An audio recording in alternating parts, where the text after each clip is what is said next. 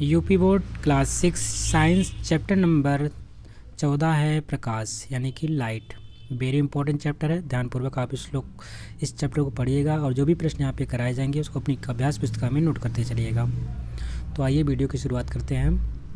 जैसे कि यहाँ पे पहला प्रश्न दे रखा है। पहले प्रश्न में पूछा जा रहा है कि वे निम्नलिखित प्रश्नों के सही विकल्प छाँट कर लिखिए। पहला प्रश्न इसमें है प्रश्न नंबर का, वे पदार्थ जिनसे प्रकाश आंशिक रूप से निर्गत होता है कहलाते हैं। ऐसा पूछ रहा है कि वे पदार्थ जिनसे जो प्रकाश होता है आंशिक रूप से यानी कि आधे रूप में निर्गत होता है उसे हम क्या कहते हैं, वे क्या कहलाते हैं। पहला ऑप्शन दे रखा है प्रदीप्त, दूसरा देख रखा है पारदर्शक, तीसरा है अपारदर्शक, चौथा है पारभासी। तो यहाँ पे इसका राइट आंसर हो जाएगा ऑप्शन नंबर आपका option number 4 is the right answer, यानी कि उसको हम बोलेंगे पारभासी। ठीक है। और पारभासी की बात करते हैं जो इसमें प्रकाश आंशिक रूप से निर्गत होगा। तो जो हम कोई कागज़ लेंगे, अगर उसको हम कागज़ को मिट्टी के तेल में भिगो देते हैं या किसी तेल में भिगो देंगे, फिर उससे जो प्रकाश से हम आर पार देखते हैं वो चीज़ हमें क्या कहलाती है, वो हमारी वस्तुएं पारभासी कहलाती हैं। ठीक, क्या कहलाती हैं, पारभासी कहलाती हैं। ये आप समझ गए पारभासी किसे कहते हैं। प्रदीप्त की बात करते हैं जिससे कोई चीज़ उत्पन्न होता है उसे प्रदीप्त, यानी कि जिससे प्रकाश उत्पन्न होता है उसे प्रदीप्त वस्तु कहते हैं। पारदर्शक क्या होता है, जिससे हम आर पार देख सकते हैं उसको हम पारदर्शक कहते हैं। अपारदर्शक जिससे हम आर पार ना देख पाएँ उसको हम अपारदर्शक कहते हैं। जैसे लकड़ी के अगर आर पार नहीं देख पाते हैं, लेकिन जो कांच होता है, जो जैसे कि गाड़ियों का कांच होता है उसको हम आर पार देख सकते हैं, इसको हम बोल सकते हैं। ग्लास होता है आपका शीशे वाला, वो भी आपका पारदर्शक होता है। अगला प्रश्न है किस प्रकाश स्रोत में उपछाया नहीं बनती है। तो पूछा गया है कि किस प्रकाश स्रोत से जो उपछाया नहीं बनती है। तो पहला है बिंदु प्रकाश स्रोत, दूसरा है सूर्य, तीसरा है सभी प्रकाश स्रोत या उपयुक्त में से कोई नहीं। तो आपको देखते होंगे सूर्य के प्रकाश में भी आपकी छाया बनती है, अगर छाया बनना वहाँ पे देखेंगे सभी जितने भी प्रकाश स्रोत हैं उसमें भी, लेकिन जो बिंदु प्रकाश स्रोत होता है उसकी छाया नहीं बनती। बिंदु प्रकाश से मतलब क्या समझ रहे हो क्या होता है, जो लेज़र होता है ना, उसको कहते हैं लेज़र वाला, इसकी छाया नहीं बनती है। ठीक है, इस स्रोत का छाया नहीं बनती है। अगला प्रश्न है जब पृथ्वी की उपछाया से होकर चंद्रमा गुजरता है तब क्या होता है। तो पहला ऑप्शन है पूर्ण चंद्र ग्रहण होता है, दूसरा है सूर्य ग्रहण होता है, तीसरा है खंड चंद्र ग्रहण होता है, या आपका चौथा है खंड सूर्य ग्रहण होता है। तो फ्रेंड्स अगर सूर्य अपना स्थिर रहेगा, चंद्रमा और पृथ्वी का ही आपस में इंटरचेंज होता है। चंद्रमा एक बार पृथ्वी बीच में रहेगी तो आपका क्या कहलाएगा, सूर्य ग्रहण कहलाएगा, और जब चंद्रमा बीच में रहेगा तब आपका क्या कहलाता है, आपका चंद्र ग्रहण कहलाता है। ठीक है, तो इस प्रकार से यानी कि जब चंद्रमा गुजरता है तो आपका जब पृथ्वी की उपछाया से होकर चंद्रमा गुजरता है तो क्या होता है, यानी चंद्रमा पृथ्वी बीच में रहेगी, सूर्य ऊपर रहेगा, यहाँ पे चंद्रमा रहेगा, इसकी छाया में जब चंद्रमा गुजरेगा तो क्या कहलाता है, इसको हम बोलते हैं खंड चंद्र ग्रहण कहते हैं। ठीक है, क्या कहेंगे, खंड चंद्र ग्रहण कहा जाता है।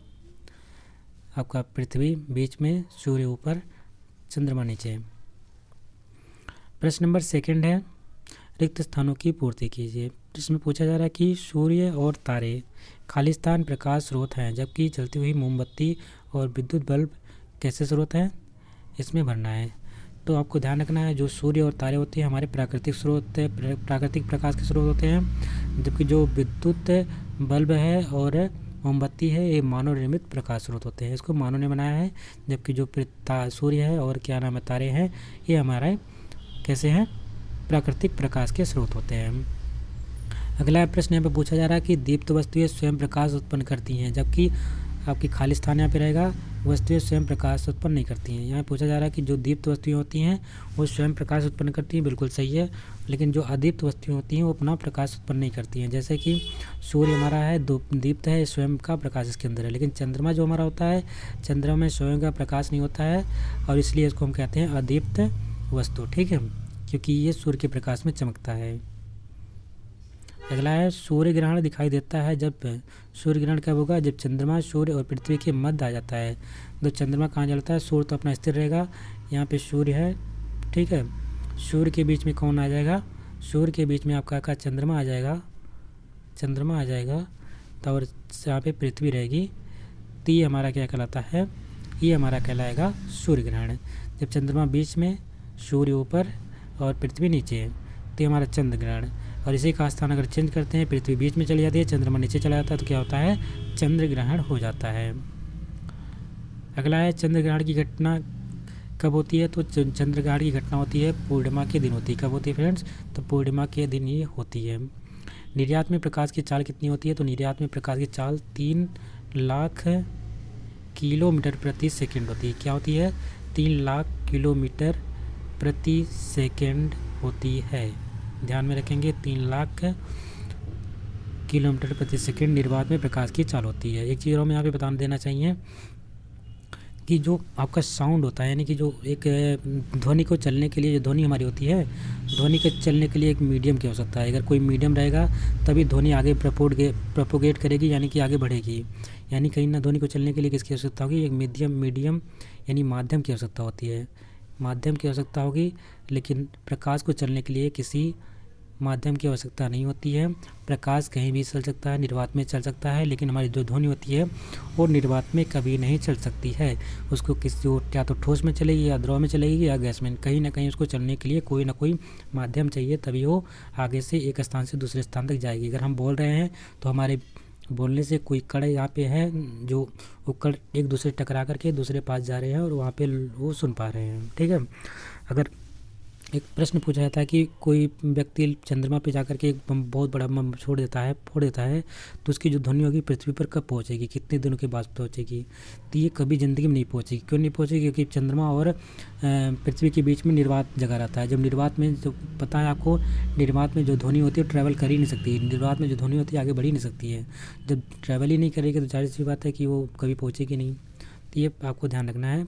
जो ध्वनि होती है, ध्वनि को चलने के लिए एक मीडियम की आवश्यकता होती है। अगर मीडियम है तो ध्वनि आगे बढ़ेगी, अगर मीडियम नहीं है तो ध्वनि आगे बढ़ने वाली नहीं है। और जो हमारा प्रकाश होता है वो कहीं भी चल सकता है। आप देखते होंगे जब भी बिजली कड़कती है तो बिजली में सबसे पहले साउंड आता है, साउंड निकलती है। और ये जो हमारी जो बिजली वाली मौसमी घटनाएँ होती है क्षोभ मंडल में होती है। ध्यान रखना किस में होती है? क्षोभ मंडल में। ये ना सोच लीजिए कि निर्वात में है, क्योंकि हमारा जो मंडल है, पहला क्षोभ मंडल कहता है, फिर समताप मंडल है, फिर आपका मध्य मंडल है, फिर आपका आयन मंडल, बहिर्मंडल, उसके बाद आपका निर्वात स्टार्ट होता है, ठीक है। इसलिए हमको जो क्षोभ मंडल में जब भगवान तड़कते गड़कते हैं ना, तो वहाँ पे जो आवाज़ आती है, तो वहाँ पहले सबसे पहले आवाज़ आती है, फिर ध्वनि चलती है। लेकिन ध्वनि का जो चाल बहुत तेज़ होती है, प्रकाश की चाल बहुत तेज़ होती है, इसलिए प्रकाश पहले हमें पहुँचता है पृथ्वी पर, और जो आवाज़ होती है बाद में पहुँचती है। क्योंकि आवाज़ को चलने के मीडियम की आवश्यकता होती है, और प्रकाश को चलने के लिए कोई मीडियम की आवश्यकता नहीं होती। जैसे टकराई तो प्रकाश ने वहाँ से चल दिया। प्रश्न नंबर 3 में पूछा जा रहा है कि निम्नलिखित में स्तंभ 1 को स्तंभ 2 से मिलान करना है, ठीक है। स्तंभ का में दिया गया है स्तंभ चंद्रमा, सूर्य, ईंट, ट्रेसिंग पेपर और साफ कांच।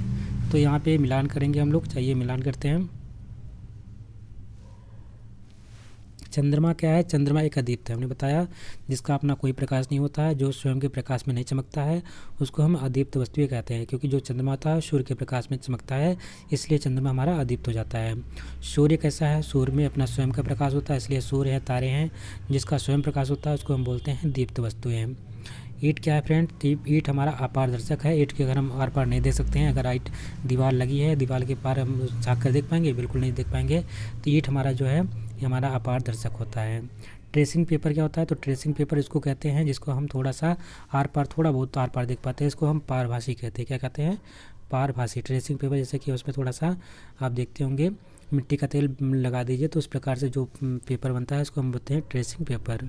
और सांप कांच कैसा होता है? सांप कांच आपको ध्यान रखना है, ये पारदर्शक होता है, इसके आर पार हम देख सकते हैं। जो सांप कांच रहता है, जो गिलास का सांप कांच रहता है, उससे हम आर पार देख सकते हैं। उस पर कलाई नहीं किया हो तो ये हमारा क्या कहलाता है? हमारा पारदर्शक कहलाता है। इस प्रकार से इसका मैच करा लीजिएगा। यहाँ पे मैच ऑलरेडी हुआ है, उसको देख लीजिएगा।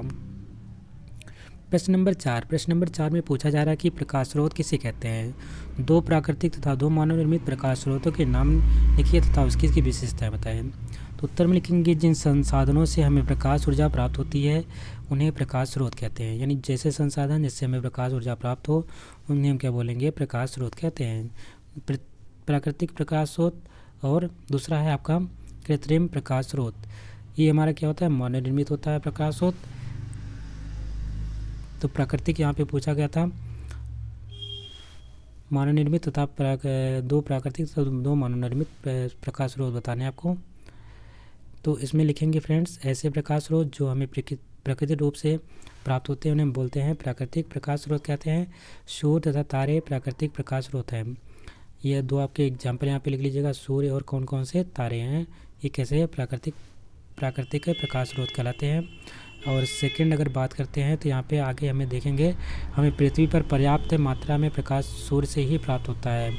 कुछ तारे भले ही सूर्य से कई गुना बड़े हैं किंतु पृथ्वी से उनकी दूरी बहुत अधिक है, अतः वे कम चमकदार तथा छोटे दिखाई पड़ते हैं। सूर्य भी एक तारा है तथा यह सभी तारों की अपेक्षा पृथ्वी के अत्यंत निकट है, अतः यह सभी तारों की अपेक्षा अत्यधिक चमकदार है, दिखाई पड़ता है। तो जैसा कि आपने सुना यहाँ पे जो हमारा सूर्य क्या होता है, सूर्य भी हमारा एक तारा होता है। और भी जितने भी तारे हमको दिखाई देते हैं लेकिन उसकी वो सूर्य से बड़े बड़े तारे हैं, लेकिन जो उनकी दूरी है बहुत ज़्यादा दूरी है, इसलिए वो बहुत हमको छोटे दिखाई देते हैं और उसका प्रकाश जो है वह पृथ्वी तक नहीं पहुंच पाता है। लेकिन जो सूर्य होता है पृथ्वी से बहुत नज़दीक है, इसलिए उसका जो प्रकाश होता है पृथ्वी तक पहुंच पाता है। और आपने इससे जाना कि ये सूर्य हमारा तारा होता है, इसके 8 ग्रह होते हैं, 8 ग्रह सूर्य के चारों तरफ चक्कर लगाते हैं। बुध शुक्र उनके नाम है, बुध शुक्र पृथ्वी मंगल बृहस्पति शनि अरुण वरुण, ये सब आपके टोटल 8 ग्रह हो जाते हैं। और 8 ग्रह जो होते हैं, बुध सबसे छोटा ग्रह होता है और ये सबसे पास में रहता है पृथ्वी के, इसके सूर्य के, ठीक है। और ये 88 दिन में ही सूर्य का पूरा एक चक्कर लगा देता है। और आपकी पृथ्वी आपको पता है 365 दिन या 366 दिनों में पूरा एक चक्कर लगाती है सूर्य का। और इसमें दूसरे आपके लिखना था प्राकृतिक स्रोत जो मानव निर्मित होते हैं। तो मानव निर्मित में आप कोई भी बना सकते हैं, मोमबत्ती है आपका, और भी चीज़ें हैं जिससे प्रकाश निकलता है, उसको आप लिख लीजिएगा। प्रश्न नंबर 5 है कि आपने आसपास दिखाई पड़ने वाली वस्तुओं में से दीप्त तथा अदीप्त वस्तु छाँट कर लिखी है। यानी जो स्वयं प्रकाश देती है उसको हम दीप्त बोलेंगे, जो स्वयं प्रकाश ना दे उसको अदीप्त बोलेंगे। जैसे कि दीप्त की बात करते हैं तो मोमबत्ती आपका स्वयं में प्रकाश होता है, सूर्य है, तारे हैं, लैंप है, बल्ब है, ट्यूबलाइट है, CFL है, LED है आदि, ये सब क्या है, इनका स्वयं का प्रकाश होता है। इनको जलाएंगे तो इसमें प्रकाश ऊर्जा उत्पन्न होगी। लेकिन हमारा जो क्या मेज में कोई ऊर्जा होती, कोई ऊर्जा उसमें से कोई रोशनी निकलती, कुर्सी में कोई रोशनी निकलती है, चारपाई में कोई रोशनी, पुस्तक, दर्पण है, चंद्रमा है, ये सब के हमारे अदीप्त हैं, यानी इसका कोई अपना प्रकाश नहीं होता है। हाँ, इनके ऊपर अगर लाइट पड़ेगी तो थोड़ा बहुत चमक सकती हैं, लेकिन इनका स्वयं का प्रकाश नहीं होता है। प्रश्न नंबर 6 है। प्रश्न नंबर 6 में पूछा जा रहा है कि पारदर्शी, पारभासी तथा अपारदर्शी वस्तुओं की परिभाषा लिखिए। अपने आसपास दिखाई पड़ने वाली वस्तुओं में से पारदर्शी, पारभासी एवं अपारदर्शी वस्तुओं के नाम लिखिए। तो फ्रेंड पहले हम बात करेंगे पारदर्शी वस्तुएं किसे क्या कहते हैं। तो लिखेंगे ऐसी वस्तुएं जिनसे होकर प्रकाश आर पार निकल जाता है उन्हें हम क्या, पारदर्शी यानी कि ट्रांसपेरेंट वस्तुएं कहते हैं। जैसे कि स्वच्छ कांच होता है, स्वच्छ जल होता है, ग्लिसरीन है आदि। यानी जो हमारा प्रकाश हो एक उससे गुजर करके दूसरे मतलब कि उसके आर पार हो जाए उसको हम क्या बोलेंगे, पारदर्शी वस्तुएं कहते हैं। जैसे कि आपने देखा स्वच्छ कांच हो, उसको हम टॉर्च मारेंगे तो एक पार से इस पार से उस पार चला जाता है, ठीक है। अगर हम पारभासी की बात करते हैं तो ऐसी वस्तुएं जिनसे होकर प्रकाश केवल आंशिक भाग बाहर निकलता है, यानी कि आधा ही भाग बाहर निकलता है, पूरी तरीके से नहीं निकलता है, उसको हम बोलते हैं पारभासी, ठीक है। पारभासी वस्तुएं कहते हैं। जैसे इसका एग्जांपल की तरह तो देखेंगे तो घिसा हुआ कांच, अगर तो घिसा हुआ कांच है उसमें आधा ही जब पहुँचेगा, ट्रेसिंग पेपर हुआ होता है और तेल लगा हुआ कागज़, इस पर से क्या होता है कि आंशिक रूप से प्रकाश से बाहर निकल पाता है। अपारदर्शी की बात करते हैं तो ऐसी वस्तुएं जिनसे अगर प्रकाश बिल्कुल नहीं निकलता है उन्हें अपारदर्शी यानी कि ऑपेक्यू वस्तुएं कहते हैं। जैसे कि दफ्ती का टुकड़ा, लकड़ी का टुकड़ा है, धातु की चादर है, दर्पण है जो कलई किया हुआ दर्पण होता है, और आपकी ईंट होती है, दीवारें होती हैं, ये सबसे जो प्रकाश होती है आर पार नहीं हो पाती, इसलिए इसको हम बोलते हैं अपारदर्शी वस्तुएं कहते हैं। यहाँ पे एक प्रयोग द्वारा दिखाया गया है कि किसी प्रयोग द्वारा सिद्ध कीजिए कि प्रकाश किरणें सरल रेखा में गति करती हैं। तो कैसे आप इसको सिद्ध करेंगे? जो हमारी प्रकाश की किरण होती है सीधी रेखा में गति करती हैं। तो आप इस प्रकार से तख्त लेंगे, ठीक है। तख्त पे क्या रखेंगे, कुछ यहाँ पे दत्ती काट देंगे, उसमें छेद कर देंगे और एक तरफ मोमबत्ती जला देंगे। फिर एक तरफ खड़े होकर रखिए, आपको ऑब्जर्व करना है, आपको देखना है इस प्रकार से आपको देखने को मिलेगा क्या क्या आपको रिजल्ट देखने को मिलते हैं। उस रिजल्ट के बारे में हम लोग आप डिस्कशन करेंगे। तो जैसे कि यहाँ पे लिखा हुआ कि समान आकार की 3 आयताकार दफ्ती का टुकड़ा तथा एक मोमबत्ती ले लीजिए। तो उस प्रकार से आप ले लीजिएगा, ठीक है। दफ्ती के टुकड़े को एक दूसरे के ऊपर रखकर उसके बीच छेद कर दिया, यानी कि जो छेद होगा एकदम बराबर होगा, एक दूसरे के ऊपर रख करके 3 उसमें एक छेद कर देना है। अब मोमबत्ती को जलाकर मेज़ पर रखिए। एक साइड आपको मोमबत्ती को जलाकर रख देना है, जैसे अपने पिक्चर में वहाँ पे देखा फिगर में। फिर क्या करना है कि दफ्ती के तीनों टुकड़ों को चित्र जो दिखाया गया है भली भांति गीली मिट्टी की सहायता से सीधा खड़ा करके इस प्रकार रखिए कि चित्र इसमें जो चित्र में दिखाया गया है प्रकाश सीधी रेखा में चलता है, किंतु तीन टुकड़ों में बिना बने छिद्र एक सरल रेखा में होने चाहिए। वहाँ पे आपको दफ्ती के जो टुकड़े होंगे उनको थोड़ा थोड़ा गैप दे करके खड़े कर देना, लेकिन जो आपकी जो उसमें छेद जो किए होंगे वो एकदम सीधी रेखा में रहना चाहिए, जो छेद दिखाई देना चाहिए आर पार सबके तीनों, ठीक है। उसके बाद क्या करना है, मोमबत्ती को इस प्रकार प्रथम टुकड़े के सामने रखिए ताकि इसकी लौ छिद्रों के सामने हो। उसकी जो लौ होगी आपको देखना है, मोमबत्ती को जला देना है, जला करके वो दफ्ती के आगे रखना है, जो पहला वाला होगा उसके सामने, लेकिन उसके जो छेद होगा उसी के पास दिखना चाहिए, उसकी लौ होनी चाहिए। अब अंतिम दफ्ती के टुकड़े के सामने नेत्र द्वारा मोमबत्ती की लौ को देखिए। अंतिम टुकड़े के जो है आपका दफ्ती है वहाँ से अपनी नेत्रों से उसको देखिए मोमबत्ती की लौ को। क्या आपको मोमबत्ती की लौ दिखाई पड़ती है? हम मोमबत्ती की लौ को अंतिम दफ्ती के टुकड़े के छिद्र द्वारा देख सकते हैं। अब बीच वाले टुकड़े को थोड़ा इधर उधर खिसकाइए, क्या देखते हैं? अब बीच वाला जो टुकड़ा है थोड़ा उसको इधर उधर कर दीजिए, देखते क्या देखने को मिलता है। तो वहाँ पे देखेंगे अब मोमबत्ती की लौ दिखाई नहीं देती है। इसका कारण यह है कि बीच की दफ्ती के टुकड़े को थोड़ा इधर उधर खिसकाने पर सभी छिद्र एक सरल रेखा में नहीं रहते हैं, जिससे मोमबत्ती के लौ का प्रकाश बीच वाले दफ्ती के टुकड़े से नहीं निकल पाता है। इसी कारण मोमबत्ती की लौ नहीं दिखाई पड़ती है। अतः इस क्रियाकलाप से यह सिद्ध होता है कि प्रकाश का गमन सरल रेखा में होता है, ठीक है। प्रश्न नंबर 8 में पूछा जा रहा है कि छाया, प्रच्छाया तथा उपछाया में से क्या समझते हैं? प्रयोग द्वारा इसमें अंतर स्पष्ट कीजिए। छाया क्या होता है, प्रच्छाया क्या होता है तथा उपछाया क्या होता है, इसको प्रयोग द्वारा इसमें क्या अंतर होता है इसको आपको बताना, स्पष्ट करना है। तो उत्तर में लिखेंगे फ्रेंड्स, जब प्रकाश के विस्तारित स्रोत से अपारदर्शित वस्तु की छाया बनती है तब यह छाया एक समान काली नहीं होती है। इस छाया में दो भाग होते हैं। छाया का मध्य भाग अधिक काला होता है, वह प्रच्छाया कहलाता है। जो छाया का मध्य भाग होता है अधिक काला, तो उसको हम क्या कहते हैं? प्रच्छाया कहते हैं। प्रच्छाया के चारों ओर कम काला वाला भाग जो होता है उसको हम बोलते हैं उपछाया। जो प्रच्छाया के किनारे किनारे जो भाग होता है चारों तरफ का वो कम काला होता है, उसको हम क्या कहते हैं? उपछाया कहते हैं। निम्नलिखित क्रियाकलाप द्वारा छाया, प्रच्छाया एवं उपछाया के बनने की प्रक्रिया समझी जा सकती है। आइए देखते हैं, इस प्रकार से आपको देखना है, ठीक है। यहाँ से आपने एक टॉर्च को जलाया, टॉर्च को जलाने के बाद आपने देखा यहाँ पे कोई गेंद रख दिया। जब गेंद रखे तो यह क्या बनाएगा फ्रेंड्स? इस प्रकार से छाया यहाँ पे बनी। ये छाया डार्क है, इसको हम बोलेंगे इसको छाया, ठीक है। इसी को आगे देखते हैं, इसमें प्रच्छाया छाया क्या होता है। अब देखेंगे टॉर्च हमने जो जलाया था, टॉर्च से यहाँ पे रोशनी निकली थी, इधर से आपकी फाड़ती हुई निकल आगे बढ़ गई, ठीक है। ये हमारी बीच में गेंद रखी थी। अब गेंद से हमने जो ये बड़ा वाला इसके बीच में काफ़ी डार्क चीज़ें बनी हैं, तो ये हमारा क्या कहलाता है? जो डार्क वाली जो होगी ये हमारा कहलाएगा प्रच्छाया।